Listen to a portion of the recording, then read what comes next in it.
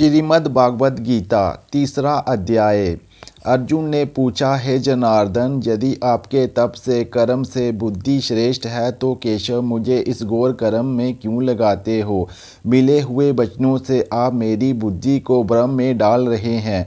निश्चय करके मुझे बतलाइए जिससे मैं कल्याण को प्राप्त होऊं। श्री कृष्ण जी बोले, हे निष्पाप अर्जुन, मैं पहले समझा चुका हूँ कि इस लोक में दो प्रकार की निष्ठा कही है। एक तो संख्या वालों का ज्ञान योग और दूसरा योगियों का कर्म योग। कर्मों का परम न करने से ही कोई निष्काम नहीं कहलाता और कर्मों का त्याग करके संन्यास करने से ही किसी को सिद्धि नहीं मिल जाती। मनुष्य क्षण भर भी कर्म किए बगैर नहीं रह सकता। प्रकृति के गुण ही सब मनुष्यों को कुछ न कुछ कर्म करने में लगाते हैं। जो अज्ञानी कर्मेंद्रियों को रोककर आत्मचिंतन करने के बहाने विषयों की चिंता करता है वह पखंडी मिथ्याचारी कहलाता है। हे अर्जुन, जो इंद्रियों को मन से दमन कर और विषयों में प्रवृत्त न होने देकर उनसे कार्य लेता है वह कर्म योग का अभ्यास कहलाता है और श्रेष्ठ कहलाता है। अपने धर्म के अनुसार नियमित कर्म करो, क्योंकि कर्म न करने से कर्म को करना अच्छा है। बिना कर्म किए तुम्हारे शरीर का निर्वाह नहीं हो सकता। हे कौन्तेय, यज्ञ के निमित्त किए जाने वाले कर्मों को छोड़कर जितने कर्म हैं उनके करने से मनुष्य को वंदन होता है। अतएव तुम फल की इच्छा त्याग कर यज्ञ के लिए कर्म करो। सृष्टि के आरंभ काल में ब्रह्मा जी ने यज्ञ सती प्रजा को उत्पन्न कर प्रजा से कहा था कि यज्ञादि कर्म करके वृद्धि को प्राप्त होगे। यही सब कर्म तुम्हारे निमित्त कामधेनु होवेंगे। इस यज्ञ से तुम देवताओं को संतुष्ट करते रहो और देवता भी तुमको संतुष्ट करेंगे। इस प्रकार परस्पर बर्ताव करते हुए तुम और देवता कल्याण को प्राप्त होवोगे। यज्ञ आदि कर्मों से प्रसन्न होकर देवता तुमको इच्छित सुख की सामग्रियां देंगे, परंतु उनके दिए हुए दान को जो बिना उनका भोग लगाए ग्रहण करता है वह चोर है। पंच महायज्ञ करके जो शेष बचा हुआ भोग ग्रहण करते हैं वह सब पापों से मुक्त हो जाते हैं, और जो अपने निमित्त ही अन्न पकाते हैं वह पापी पुरुष पाप का ही भक्षण करते हैं। अन्न से ही प्राणियों की उत्पत्ति होती है। अन्न मेघ से उत्पन्न होता है। मेघ यज्ञ द्वारा जल बरसाते हैं और यज्ञ की उत्पत्ति कर्म से होती है। कर्म की उत्पत्ति ब्रह्मा से हुई है और ब्रह्म अक्षर परमात्मा से। इस कारण सदा सब पदार्थों में रहने वाला जो ब्रह्म है वह सब यज्ञों में प्रस्तुत है। हे पार्थ, इस प्रकार चलाए हुए कर्म के चक्कर के अनुसार जो नहीं चलता है वह पाप में है। जो पुरुष आत्मा में ही रत रहता है और आत्मानंद अनुभव से तृप्त रहता है उसे कुछ भी कार्य शेष नहीं। वह कोई कर्म करे या ना करे उसको कोई प्रयोजन अथवा लाभ नहीं है, और किसी प्राणी से अपना लाभ कराने की भी उसे कोई आवश्यकता नहीं है। इसलिए तुम भी फल प्राप्ति की इच्छा त्याग कर कर्तव्य पालन करते रहो, क्योंकि फल की इच्छा को त्याग कर कर्म करने वाला पुरुष मोक्ष को प्राप्त होता है। राजा जनक आदि ने भी कर्म सिद्धि पाई है। इस प्रकार तथा लोक संग्रह को देखते हुए भी तुमको कर्म करना उचित है। श्रेष्ठ पुरुष जिस जिस कर्म का आचरण करता है दूसरे मनुष्य उसी मार्ग पर चलते हैं और वह उसको प्रमाणित मानते हैं, उसी के अनुसार सब उत्तम मानते हैं। हे पार्थ, मुझको तीनों लोकों में कुछ भी कर्म शेष ना रहा और ना कोई अप्राप्त वस्तु प्राप्त करनी है, फिर भी मैं कर्म करता ही रहता हूँ। यदि हम ही आलसे रहित होकर कर्मों को नहीं करेंगे तो मनुष्य हर प्रकार से हमारे ही पथ का अनुसरण करेंगे।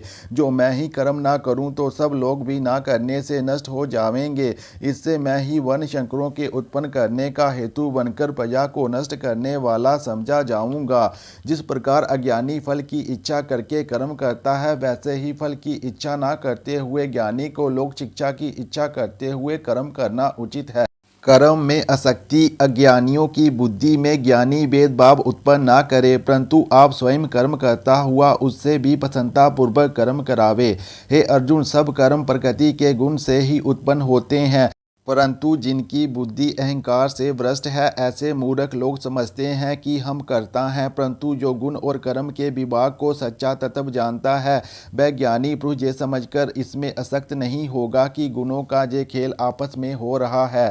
हे अर्जुन, अध्यात्म बुद्धि से सब कर्मों को तुम मुझ में अर्पण करके कर्म फल की आशा छोड़कर संग्राम करो। जो पुरुष श्रद्धा पूर्वक मेरे वचनों पर दोष दृष्टि ना करके मेरे इस मत के अनुसार आचरण करते हैं वह लोग कर्म बंधन से निश्चय मुक्त हो जाते हैं और जो अज्ञानी इस मत पर दोष दृष्टि करते हुए इसको ग्रहण नहीं करते वह संपूर्ण ज्ञान से रहित हैं।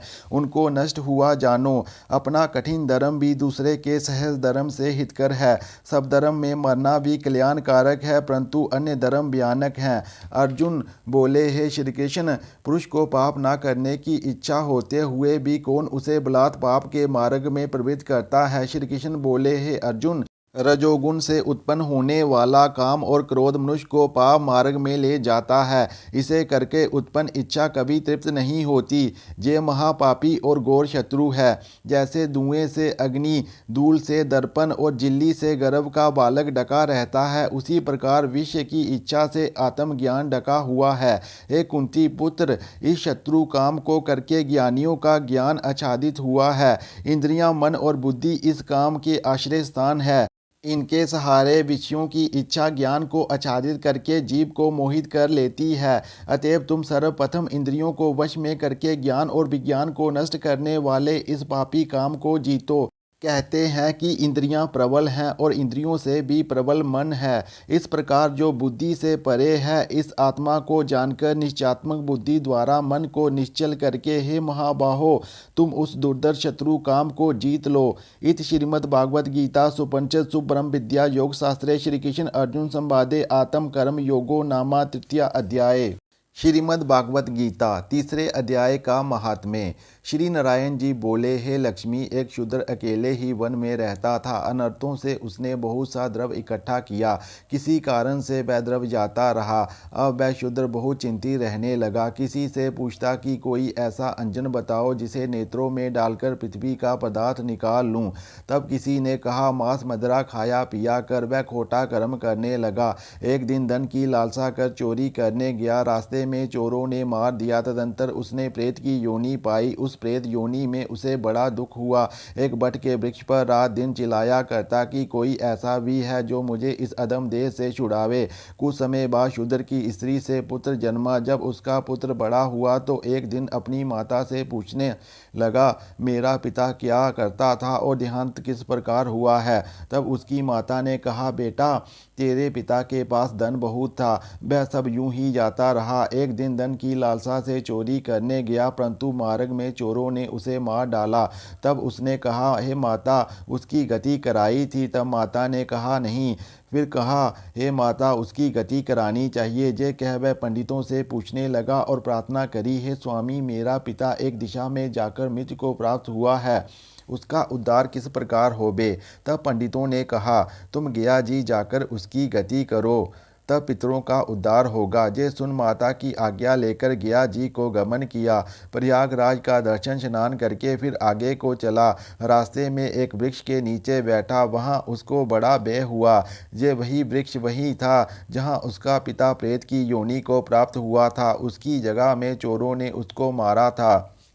तब उस बालक ने अपना गुरु मंत्र पढ़ा। उसका एक और भी नियम था, वह एक अध्याय श्री गीता जी का भी नित्य पाठ किया करता था। उस दिन उसने श्री गीता जी के तीसरे अध्याय का पाठ उस वृक्ष के तले बैठकर किया। वह उसके पिता ने प्रेत की योनि में सुना। सुन के उसकी प्रेत देह छूट गई। देवदेही पाई। स्वर्ग से विमान आए और वह विमान पर चढ़कर उसके सामने आया और आकर आशीर्वाद दिया और कहा कि हे पुत्र, मैं तेरा पिता हूँ जो मरकर प्रेत हुआ था। इस तेरे पाठ करने से मेरी देवदेही हुई। अब मेरा उद्धार हुआ है। अब तू गया जी, मैं अपनी खुशी से जा। इतना सुनकर पुत्र ने कहा, हे पिताजी, कुछ और आज्ञा करो जो मैं आपकी सेवा करूं। तब उस देवदेही ने कहा, देख, मेरी 7 पीढ़ियां पितर नरक में पड़ी हैं, बड़े दुखी हैं। अब तू श्री गीता जी के तीसरे अध्याय का पाठ करके उनको इस दुख से मुक्ति प्रदान कर। इतना वचन कहकर वह देवदेही स्वर्ग को गई। तब बालक ने वहाँ तीसरे अध्याय का पाठ किया और सब पितरों को पुण्य देकर बैकुंठगामी किया। जो प्राणी श्री गीता जी का पाठ करे या श्रवण करे, उसका फल कहाँ तक कहें, कहने में नहीं आ सकता। तब नारायण जी ने कहा, हे लक्ष्मी, ये तीसरे अध्याय का जो फल मैंने तुम्हारे लिए कहा है सो तुमने सुना है।